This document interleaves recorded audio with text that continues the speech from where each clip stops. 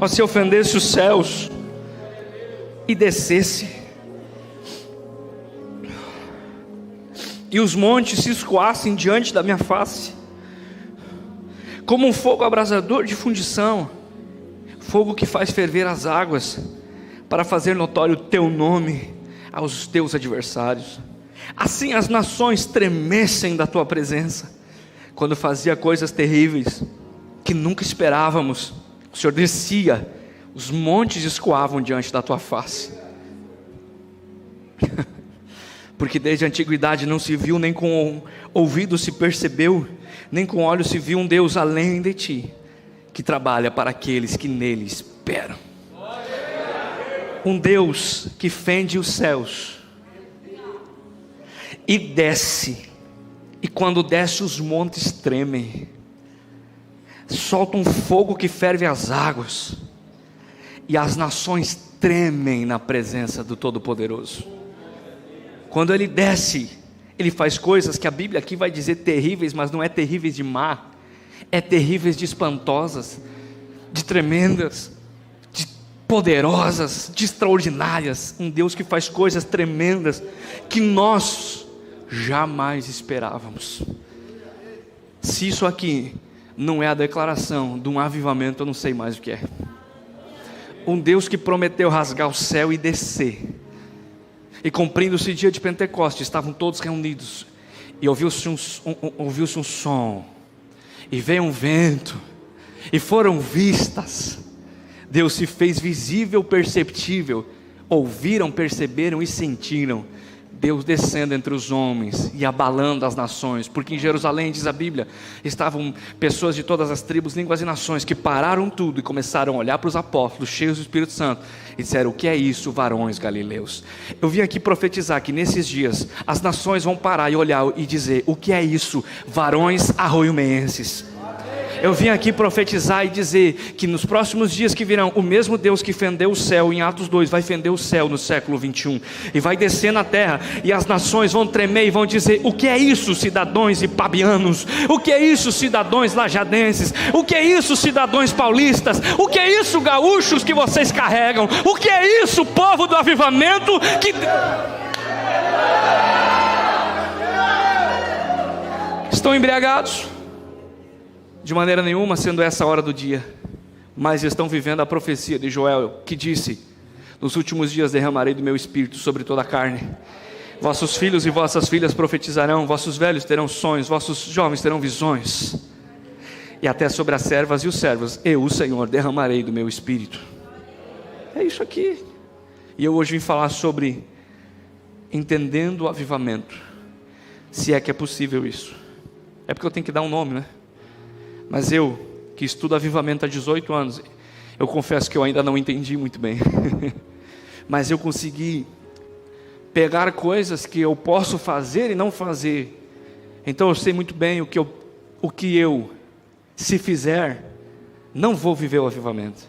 Mas sei coisas que a Bíblia e a história me mostram, de que quando houve um avivamento, tais atitudes aconteceram. Então eu posso entender que isso é marca de um genuíno mover de Deus, e é isso que eu mais quero.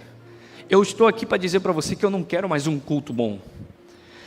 Como pegou o pastor Jonatas aqui na sexta, culto bom, a gente tem desde o primeiro, quando a gente tinha 8 pessoas. Nossos cultos, para a glória de Jesus, sempre foram bons, e quem está desde o início sabe disso. Sempre foram cultos bons, lembra? Você começou lá atrás. Cultos da presença, cultos com 30 pessoas que não tinha como acabar o culto. Eu lembro o dia que a Laiane e a sua mãe entraram no culto, tinha umas 20 pessoas, Deus me fez marchar lá do altar até nela e revelar a vida inteira dela. E eu vim aqui te dizer, Laiane, o mesmo Deus nunca te deixou sozinha. A mão que tu bota nos teus olhos é a que Ele toma, porque é a direita. Vê se eu estou mentindo. A mão que ela leva aos olhos é a mão que Deus nunca deixou soltar. Te diz o Espírito Santo, porque por esses dias tu pensou: aonde está Deus? E não é pecado pensar isso, porque Abacuque falou isso, Jesus falou: onde tu estás, Senhor? Questionar não é pecado, pecado é murmurar. Então Deus veio responder o teu questionamento: eu sempre estive aí. Ainda que você não percebeu, eu sempre estive aí. Ainda que você não me notou, eu sempre estive aí.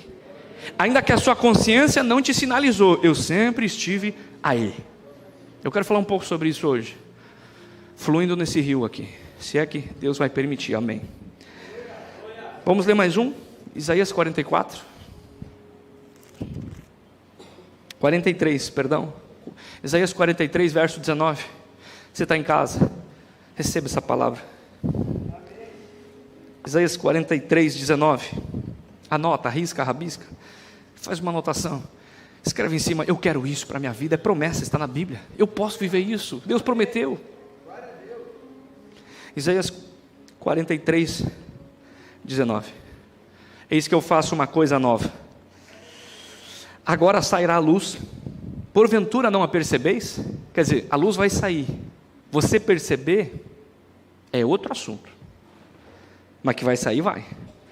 Olha a promessa: eu porei um caminho no deserto e rios no ermo. Ermo é terra seca, rios na terra seca. Aí a Bíblia vai dizer: os animais do campo me honrarão, os chacais, avestruzes. A natureza vai ser redimida. E aí vem o seguinte: por quê? Ele dá a explicação. Por que tudo isso vai acontecer? Por um motivo: porque eu porei águas no deserto, rios no ermo, pega agora, para dar de beber ao meu povo, o povo eleito. Só que só bebe quem tem? Quem não tem sede, a garrafa está aqui, não abre ela. Mas eu vim pregar para um povo que tem sede. Por que você acha que todas as vezes que Deus profetiza, Ele diz que a água seria derramada? Deserto, terra seca, terra árida, porque é o lugar que mais carece. Nunca a chuva vai descer sobre o rio. Não, vocês não me entenderam, vou pregar aqui. Chuva no rio não faz sentido, o rio já está molhado, o rio já tem água, o rio não tem sede, mas chuva no deserto. Então o que quer dizer? Pastor, eu sou um deserto? Não, você precisa ser alguém cuja sede é tanta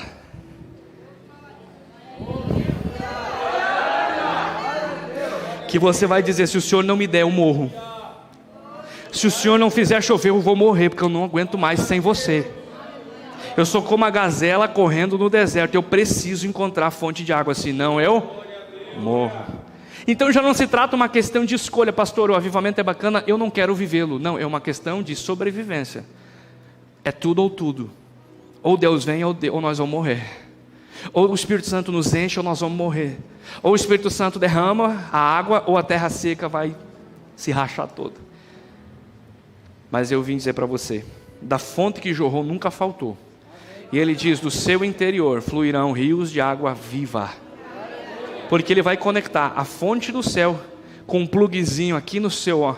Já viu aquela torneira de bombeiro, que é só um plug, que é engate rápido? É isso que ele vai fazer na sua vida, um engate, ó, direto na fonte eterna. E você vai ser, como é que chama aqueles negócios que coloca nas ruas? Vermelho. Você vai ser um hidrante para matar a sede de uma geração. E alguém vai olhar assim: mas esse hidrante está aí naquela cidade pequena, aquele hidrante é aquele fulano, aquele hidrante é o Zé da Quitanda, aquele hidrante eu conheço ele desde pequeno. Não, a diferença é que agora esse hidrante está conectado na fonte eterna de águas vivas, chamado Senhor Jesus. E Ele prometeu que do teu interior vai fluir rios para matar a sede de uma geração inteira, e nunca vai esgotar. Quanto mais você dá, mais vem. Quanto mais sai, mais entra. Quanto mais flui, mais entra. Quem recebe essa palavra?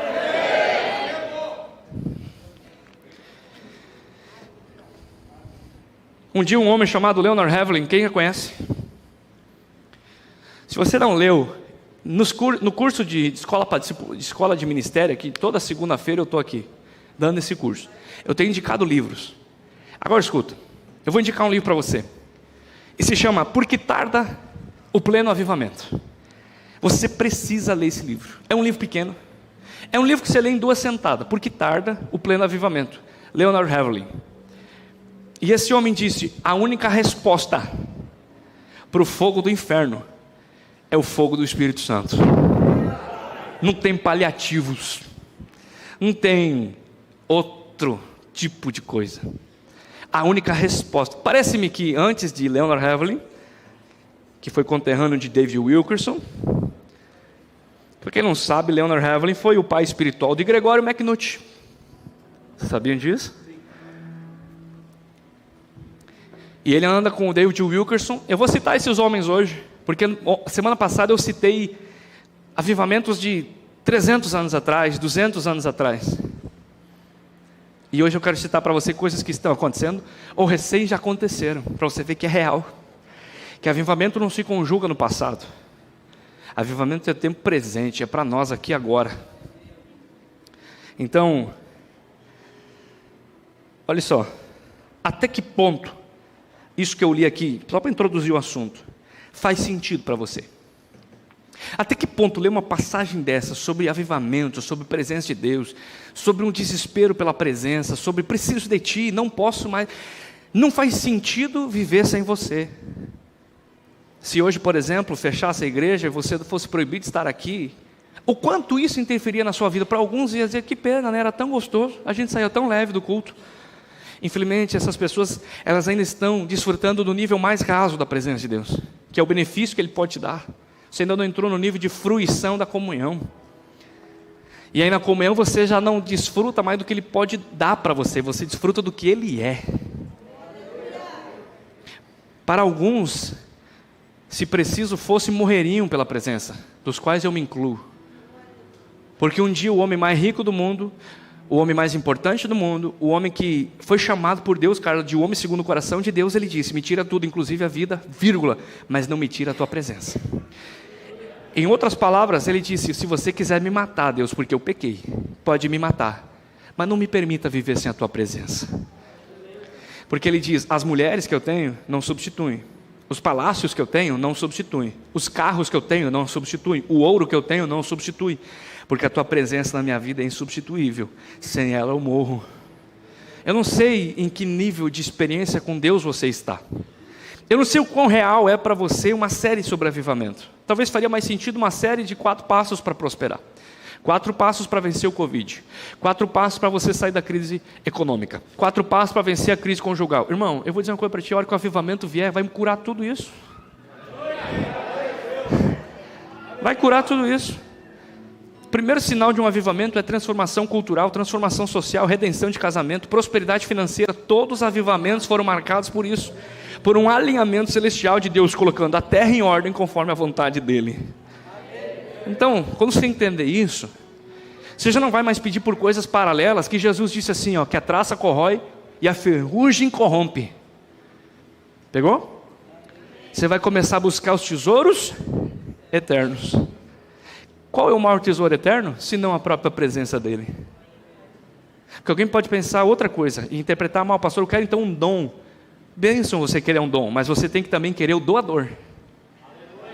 Porque o doador é quem dá o dom. Porque tem gente que busca o dom, mas quando recebe o dom, esquece do doador. Isso faz sentido se eu vou explicar. Você busca o batismo com o Espírito Santo. Quando você começa a falar em língua, você não ora mais, não jejua mais, não comunga mais. Eu conheci muita gente, e para até de falar língua, porque você se desconecta, porque recebeu algo, e não alguém. Porque as pessoas buscam um avivamento. E diz assim, defina avivamento como o que é o avivamento. Algo é o avivamento? Não, o avivamento não é algo, o avivamento é alguém. Então o que é o avivamento? Para entender, o avivamento é o próprio Deus descendo na terra, gente. Pastor, mas Deus não é onipresente? Quem sabe o que é onipresença? Eu vou introduzindo bem devagarzinho aqui, para nós ir pegando. Onipresença é Deus estar em todos os lugares, ao mesmo tempo, em todos os momentos. Sim ou não? Se é fato que Deus está aqui, nesse culto, e Ele está, porque Ele prometeu estar, e Ele não mente, Ele está simultaneamente lá na igreja do pastor Joseph Prince em Singapura. Também está lá, porque eu vi que tem vários cultos ao vivo aqui, eu estava olhando antes. Ele está lá na igreja da cidade, em São José dos Campos. Ele está lá na igreja do apóstolo Mahatma, lá em Rio de Janeiro. Ele está na igreja do apóstolo Maldonado, lá em Miami. Ele está na Lagoinha, ali em Orlando, né? Ali. Ele está na igreja do teu vizinho, que congrega em outro lugar. Ele está em todo. Mas essa presença, que nós chamamos de onipresença, não é o avivamento. Quando vem o avivamento numa cidade como veio em Azusa, A presença de Deus, ela se torna perceptível a tal ponto que comumente se chama da presença manifesta de Deus. É tipo assim, Deus desceu em carne e osso. Não na onipresença. Olha só, Deus estava em todos os lugares, mas Moisés diz, eu quero a tua presença. E Deus desce. Senta na asa de um querubim. Expliquei semana passada, a nuvem vem junto. Quando a nuvem para, Deus desce e entra dentro de uma montanha. A montanha começa a tremer. Fogos e relâmpagos de uma nuvem negra começa a ir. O povo sai correndo. Estou todo arrepiado agora. Eu vejo a nuvem. Ó. E entro nela. Sabe essa? Eu como cantor sou um ótimo pregador. Então ele vai cantar por mim. Vai, Dedé, não me ajuda. Eu vejo a nuvem. Raios e relâmpagos. O monte está tremendo. O povo sai correndo dizendo, Deus desceu. Mas Moisés diz, é isso que eu quero. Eu não tenho medo. Eu quero ver tua glória. Como viu Moisés. É isso que eu estou falando. É disso que eu estou falando. Segura. Senão eu não vou conseguir pregar. Com um cantor desse, irmão, eu vou pro Gideão rapidinho. Eu vou pregar rapidinho lá no Mevan com um cantor desse, gente. Só um crê do meu ministério. Eu vou pregar no próximo Descende, em nome de Jesus. Pô, viu, Teófilo? Teófilo, te liga nessa. Eu vou lá fazer o fundo. Então Moisés está dizendo, isso é o que eu mais quero. Mas deixa eu te perguntar um negócio, Deus já estava ali, sim ou não? Sim, Deus já estava ali. Mas daqui a pouco Deus estava ali pela onipresença, aquela brisa que Deus está em todo lugar. Daqui a pouco Deus diz, espera aí que eu tenho que dar um rolé. Onde é que o senhor vai? Eu vou no Monte Sinai. Vou lá falar com o meu amigo, que eu olho no olho e falo face a face. É disso que eu estou falando. É Deus diz assim, eu estou em todo lugar ao mesmo tempo, mas eu vou descer na Rua Azusa, porque William Seymour tocou meu coração de tal maneira. As pessoas a 3 quadras, quando chegavam, por exemplo, lá no trevo, que entra para essa rua, as pessoas eram empurradas na cadeira de roda, a 3 quadras, batia um vento na cara delas, assim, ó, elas saltavam na cadeira de roda, sem ninguém ter orado. As pessoas caíam batizadas com o Espírito Santo, porque os cultos eram 24 horas por dia. Durante 3 anos e meio, milhões de pessoas de todo o mundo passaram por lá. Deixa eu dizer um negócio para ti, fundinho musical não produz isso. Bons pregadores não produzem isso. E nós temos ciência disso. Mas uma coisa produz isso, se chama presença manifesta de Deus. Se chama Deus descendo na terra e visitando um povo. O avivamento não é algo normal. Por isso eu estou relutando com o nome, avivamento, que nós levamos. Porque avivamento não é algo corriqueiro. Aquela igreja tem avivamento. Gente, não é tão simples. E eu vou explicar isso hoje. A gente cita avivamento como se fosse, oh, que legal, um avivamento, né? Não, gente morreu por um avivamento. Teve gente que atrofiou as pernas de tanto orar de joelho por um avivamento. Hudson Taylor deixou o coração dele na África por um avivamento. David Brand morreu com 29 anos por um avivamento, porque não cuidou da sua saúde, buscou tanto a Deus que não resistiu. Pessoas entregaram tudo por um avivamento, renunciaram suas vidas por um avivamento. Não é tão simples. Pessoas foram mortas pela perseguição para não deixar a chama apagar. Não é tão simples. Para nós vir aqui numa igreja tão maravilhosa, climatizada, até a luz está ambiente para você se sentir bem. O clima foi pensado em agradar você, nem muito frio, nem muito quente. A estrutura foi montada para quem está em casa ter uma experiência de excelência na transmissão. Mas tudo isso só faz sentido com uma condição: que Deus esteja aqui. E que Ele seja o centro disso aqui tudo. Você está entendendo? Agora vamos lá. Se você não entender o que é a presença, o que é a glória, e nós como pregadores, escuta, pastores de coração, paremos de pregar sobre coisas supérfluas. Obreiros, pare de ensinar na célula sobre coisas que passam. Vamos começar a falar de coisas eternas. Vamos começar a trazer para o altar temas de novo como glória de Deus, salvação, inferno. Porque nós vivemos dias de relativismo. Quer ver uma coisa?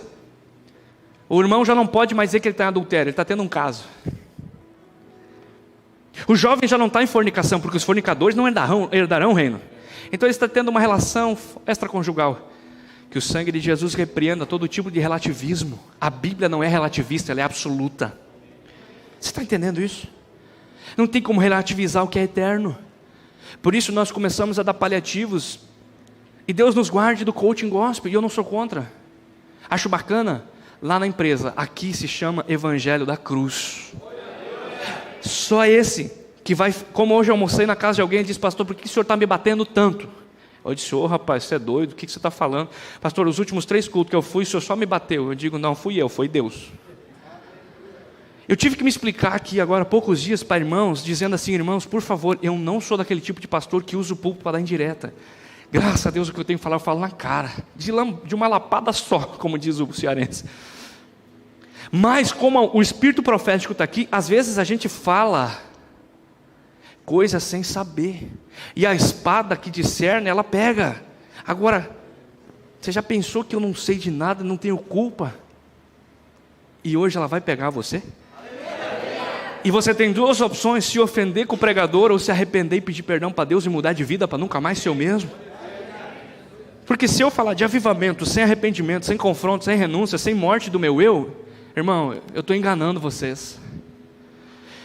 1 Crônica 7,14: se o meu povo, que se chama pelo meu nome, primeira atitude, se humilhar. Segunda, se arrepender. Terceira, se converter dos seus maus caminhos. Então, e só então, eu ouvirei do céu.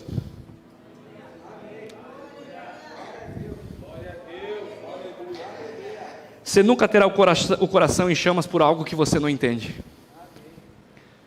O seu coração nunca vai queimar por algo que para você não faz sentido. Você nunca vai dar vida por uma causa que não faz sentido para você. Como pessoas disseram para mim: eu vejo os seus olhos brilhando quando você fala disso. Os meus não brilham. Meu coração não vibra, não dá frio na barriga quando se fala disso, porque não faz sentido. E você nunca vai vibrar, estremecer, se apaixonar por uma causa, por uma coisa que para você não faz sentido. Então Deus precisa fazer 2 coisas, pastor Sérgio: iluminar a nossa mente para que entendamos, e queimar o nosso coração para que nos apaixonemos. Por isso a minha tarefa é ensinar para você o que é um avivamento, para que você, exposto à luz da revelação, tenha a sua mente iluminada e o seu coração encandecido. 2 entenderam? Porque eu não posso chegar aqui e falar de avivamento presumindo que você saiba, que você entenda, que você queira. Talvez para algumas pessoas elas estão entediadas e não vê a hora disso aqui acabar. Para algumas pessoas falar da presença de Deus sobre uma vida de oração, como eu fui ensinado há 18 anos, não faz mais sentido. Porque tem culto na internet, porque a Bíblia está no celular. Para que estudar a Bíblia? Tem estudo bíblico na internet. Para que riscar uma Bíblia? Para que ter 24 Bíblias de estudo, 70 mil livros lá? Não faz sentido, pastor, isso é bobagem. É só baixar tudo no YouTube, está tudo ali. Você está entendendo? Uma geração que com um clique faz um amigo, com um clique desfaz um amigo. Vida com Deus não é isso. Vida com Deus leva tempo. Vida com Deus requer renúncia, requer oração, requer jejum, requer mortificação da carne. Irmão, estar nesse lugar me requereu muitas coisas. Escuta isso. Permanecer nesse lugar me requer muito mais. Entenderam? Chegar aqui não foi fácil. Permanecer aqui é mais difícil ainda. Mas como eu tenho a mente iluminada, porque eu quero, porque eu queimo, vale a pena perseverar, insistir, bater na tecla. Hoje eu vim pensando, cara, eu nem te falei, eu vim para cá pensando: e se hoje eu chego no culto, tem 10 pessoas? E Deus resolve provar a minha fé e segura todos os crentes em casa hoje. Dentro de mim veio uma resposta dizendo assim: eu sigo crendo no que prego. O avivamento virá. Olha só, então, Deus vai iluminar a mente, para que o seu coração se encandeça e comece a queimar. O que faz seu coração acelerar? O que faz seus olhos brilhar? O que faz você estar num ambiente que nada mais importa? Ainda é o carro novo? Me desculpe, eu preciso falar isso. Não estou ofendendo ninguém. Ainda é um belo jantar? As crianças desceram, né? Ainda é uma relação sexual? Isso é o de melhor que podemos desfrutar? É bom? É. Foi Deus que criou e tudo que Deus criou é bom. Mas o salmista disse assim, o mesmo que tinha 700 mulheres, porque essa nossa geração é erotizada, sensualizada. Nunca antes, tanto nessa geração, nós sofremos de problemas sexuais. Eu não estou falando do mundo, é dentro da igreja. Nós precisamos tratar isso. Precisamos que o Espírito Santo cure e traga santidade em áreas, para que nós sejamos purificados com o fogo. Porque nós estamos expostos a isso no celular, na internet, em todo que é lugar. E o diabo sabe que se os seus olhos forem bons, todo o teu corpo terá luz. Então deixa eu dizer um negócio, esse salmista que podia escolher e podia passar 3 anos sem ter uma relação com a mesma mulher, esse cara que podia entrar na garagem dele e escolher o carro que ele quisesse, esse cara que podia dizer assim, agora eu vou para minha casa de praia, agora eu vou para minha casa do campo, agora eu vou para o meu palácio, eu sou o cara mais importante do mundo. Ele disse, eu quero passar um dia na tua presença do que 1000 anos fora. Ele está dizendo assim, eu tenho tudo que um homem pode querer ter. O pior é que tem gente que, me desculpe, porque o arrogante não é o rico. Riqueza e orgulho não são sinônimos. Tem rico humilde e pior é o pobre orgulhoso, que não tem nada e ainda é orgulhoso. Se orgulha de quê, miserável? Não se ofenda, a não ser que serviu o chaféu. Mas o cara não tem um pinto para dar água, está orgulhoso, com rompante, com o nariz erguido, não aceita dar de ninguém, sabe tudo, parece o Zé Bonitinho, o perigote. Gente, não faz sentido isso. Davi tinha do que se orgulhar. E ainda assim ele disse, se é para eu passar fora da tua presença 1000 anos, então me mata, mas me deixa passar um dia contigo. Eu não sei se isso faz sentido para você, crente. Eu não sei se você entrou num evangelho coach, num evangelho gospelizado, artístico, onde a presença de Deus para você é algo metafísico, transcendental, inacessível. A presença de Deus, me parece que essa geração regressou ao judaísmo, onde um véu separa eles de Deus, e parece que tem que ter um homem muito ungido no púlpito para impor as mãos, sendo que o Espírito Santo ele não está aqui, ele está aqui. O cantor errou quando ele disse assim, ó, quando eu cheguei aqui, meu Senhor já está. Não estava, porque a Bíblia diz que quando tiver 2 ou 3, ele só chegou quando chegou 2 ou 3. Você entendeu isso? Então está acessível, mas a minha pergunta é, até que ponto você entende isso? Quem renuncia sono por oração? Quem entendeu? Quem renuncia comida por jejum? Quem ama. Quem renuncia prazeres que o diabo coloca pela presença santificadora? Quem está apaixonado. Diz, o coração do meu amado, eu não quero magoar, eu quero ele a todo custo. Você está entendendo? Então nós precisamos de uma explosão mental que nos faça entender que o fogo do Espírito Santo é real, é para nós, é aqui e agora. E você pode acessar uma vida em Deus. Você pode acessar uma vida em Deus. Hoje eu estava lendo, eu tenho alguns hábitos diários, dentre eles leitura bíblica, oração. Todo dia eu escrevo um devocional. Está indo para os aplicativos da igreja aí, né? Estão lançando agora, vai estar acessível para você. E hoje eu estava pensando sobre a diferença entre alegria e felicidade. E eu via ou li alguém dizer que a alegria nossa vem do Senhor, está na Bíblia, né? Mas quando nós não temos alegria no Senhor, nós precisamos preencher com felicidades. Então, foi Leonard Ravenhill que falou isso.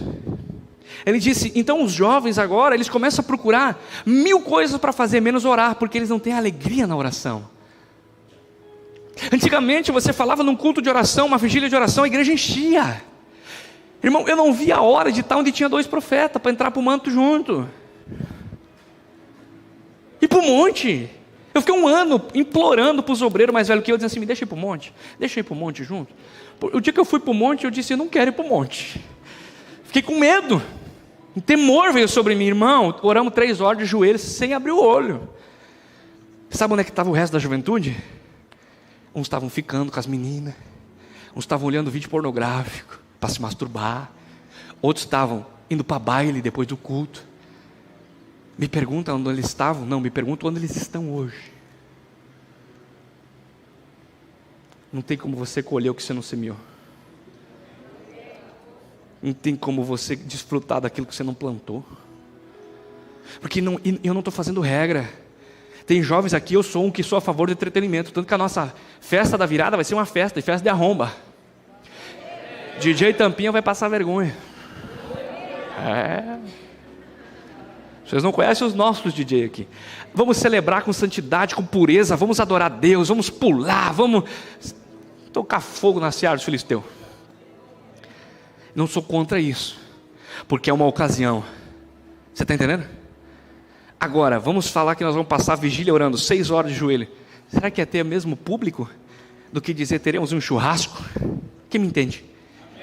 Não estou anulando, aquilo é extremamente necessário. Hoje um irmão pagou uma costela de ovelha para mim, que eu estou até agora limpando o bigode, irmão.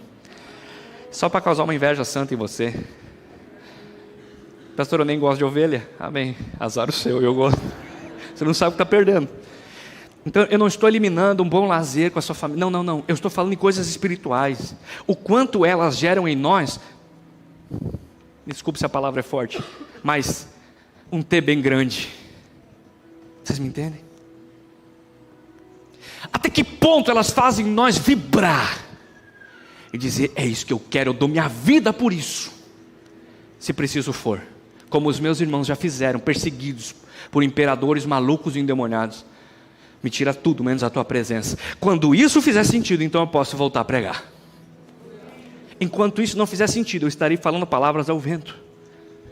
Enquanto seu coração não vibrar mais pela presença, agora vai ser forte, do que por seu marido, do que por seu filho, do que por seu emprego, do que pelo seu dinheiro. Infelizmente me custa dizer isso, mas você está em pecado. Porque tudo que você coloca antes de Deus é idolatria. Idolatria não é a Maria é um dos ídolos. Se você ama a sua esposa mais do que a Deus, e tem mais prazer de estar com ela do que com Deus, você está idolatrando a sua esposa. Alguém achou que eu ia vir falar de avivamento e ia dar 2 gritos e ia cair a glória. Eu podia fazer isso, porque eu sei o que eu carrego. Mas eu não posso fazer isso, porque senão Deus vai me requerer das minhas mãos. Deus está dizendo, prega a verdade. Eu quero voltar a ser o primeiro. Eu quero voltar a ser o centro de tudo. Eu quero que o meu povo vibre o coração mais por mim do que pelas coisas que o mundo pode dar. Eu quero que o meu povo ame mais as coisas que nunca vão perecer do que as coisas que amanhã já não existem mais. Que tem de gente que comprou um carro, andou 2 anos, o carro ficou velho, já trocou, já deu problema. Que teve gente que comprou casa, deu umidade na casa, quebrou o reboco, deu problema, perdeu o gosto pela casa. Mas eu vou te dizer uma coisa, isso nunca vai acontecer com Deus. Quanto mais você tem, mais você quer. Quanto mais você conhece, mais você quer aprofundar. Quanto mais você entra, mais você quer entrar.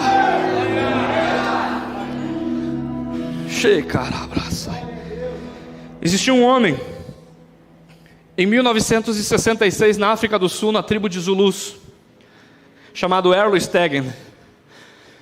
Em 1966, Errol Stegen está pregando para os Zulus na África do Sul, na época do apartheid.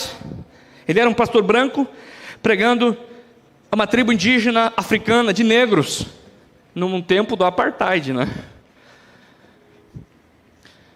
E ele começa a pregar sobre Atos dos Apóstolos, fazendo uma série de mensagens sobre Atos dos Apóstolos. No meio da mensagem, no início da série, o que acontece em Atos no início? O Espírito Santo vem, começa milagre, começa poder, começa avivamento, sim ou não? No início da série, na primeira mensagem, ele está pregando, como se eu estivesse pregando aqui agora, só que lá na África, chão batido, todos aqueles Zulus, com os olhos saltados, porque a África tem fome de Deus. Uma irmã se levanta e diz, pastor, no meio da mensagem, pastor Errol Stegen, 1966, eu tenho uma dúvida. Ele diz, irmã, a senhora pode esperar? Não, pastor, eu preciso que o senhor me responda uma dúvida sobre essa mensagem. Eu entendi que a Bíblia diz que os apóstolos fizeram milagres, que o Espírito Santo desceu sobre eles, que milagres aconteciam, que todos foram cheios do Espírito Santo. E ela, em alto e bom som, em toda a congregação, disse assim, e por que nós não vivemos isso? Naquele dia, explodiu um avivamento entre os Zulus que marcou uma geração. A África do Sul foi abalada pelo fogo do Espírito Santo, porque alguém leu a Bíblia e disse, se está aqui, Por que eu não estou vivendo? Quando a sua mente é iluminada, o seu coração começa a queimar. Você não tem noção do que eu recebi de testemunho de domingo passado para cá, de pessoas que não conheciam esse conceito de avivamento e foram totalmente impactadas por essa causa chamada presença de Deus. Outro dia, vou contar outra história para você. Em 1949, nas Ilhas Hébridas. Onde é que fica as Ilhas Hébridas, pastor? Lembra que eu fiz a rota do avivamento? As Ilhas Hébridas ficam do lado da Escócia, pertencente à Grã-Bretanha. Chega na cidade um homem chamado Duncan Campbell. Estaciona, e o pastor convida ele para pregar, Cássia. E ele rejeita o convite porque ele tinha outra conferência. A conferência é cancelada porque duas meninas, eu vou ler o nome delas, Peggy e Christine Smith, estavam orando há semanas de madrugada dizendo: Deus, envia um avivamento, envia um avivamento, envia um avivamento. Quando a reunião da conferência de Duncan Campbell é cancelada, ele liga para o pastor lá, manda uma carta, sei lá como é que fez, em 1949, se tinha um telefone fixo, não sei, eles se comunicam. E-mail que não foi. WhatsApp também não. Ele diz: eu estarei na sua conferência. Olha o que a história conta. Ele abre a Bíblia para pregar, Isaías 44:3, e ele lê esse versículo.